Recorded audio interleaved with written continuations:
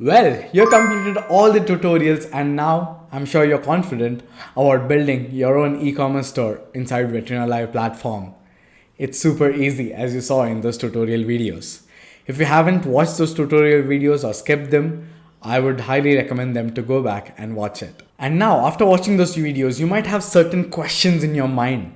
And that's why this video is made to clear you of all those questions. So here are some frequently asked questions and also the things to keep in mind. The very first one is recurring price. With VetrinaLive, you can either go with the free plan where the user doesn't have to pay custom domain. They can use the VetrinaLive subdomain and host their e-commerce store on the VetrinaLive platform. All for free, by the way.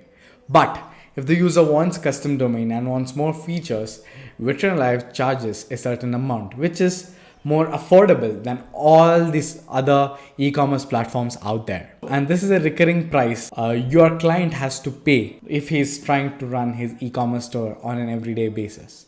But do remember, no matter what plan you take, VetrinaLive doesn't charge any transaction fee. So what is this transaction fee? Some platforms out there charge per order basis, and that is really bad, isn't it? So VetrinaLive doesn't do all that. The second thing you need to keep in mind is the payment gateway. You need to attach a payment gateway like PayPal, Stripe, Razorpay, etc. More payment gateways are coming soon, by the way, to make the e-commerce store work, to collect payments, etc. etc.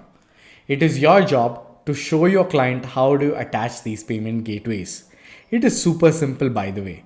All you have to do is register the payment gateway on your client's name, client's email address, client's bank account details, and client's business details. Once that is done, you can follow our tutorials where we've shown you how you can connect the PayPal, Stripe, or even Razorpay accounts to the VetrinaLive platform.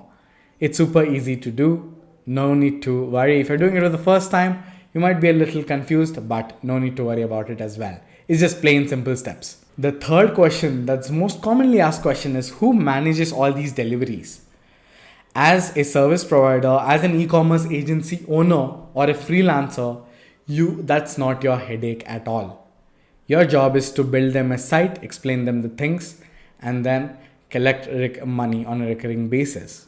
The deliveries should be handled by your customer, which is the small business. There are many ways you can help them out with this process. They can use services like ShipRocket or Nimbus Post for them to ship orders. Or else, if they have delivery boys within their own business, they can make use of human capital like there is delivery boys as well. The next question that comes is custom domain price. Yes, custom domain registrars like GoDaddy, Namecheap, Porkbun, etc. charge a price, which is nominal, less than $10 every single year. It is your job to inform your client to renew that, or you can just keep it in your reminders so that you can help your client renew this domain name.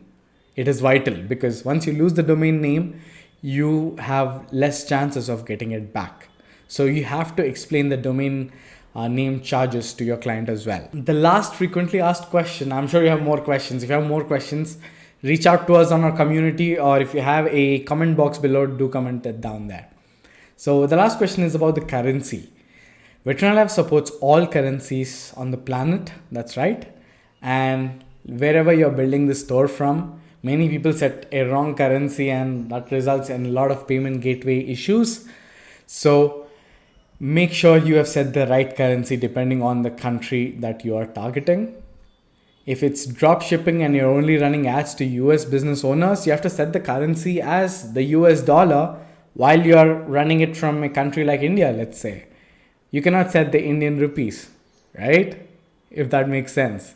So if you're targeting a small business owner, then in your country, whatever the currency that works, it is the US dollar, the euros, the Indian rupees, etc., Japanese, etc., etc. There are many currencies out there. Don't get me started on this. But yes, make sure you set the right currency.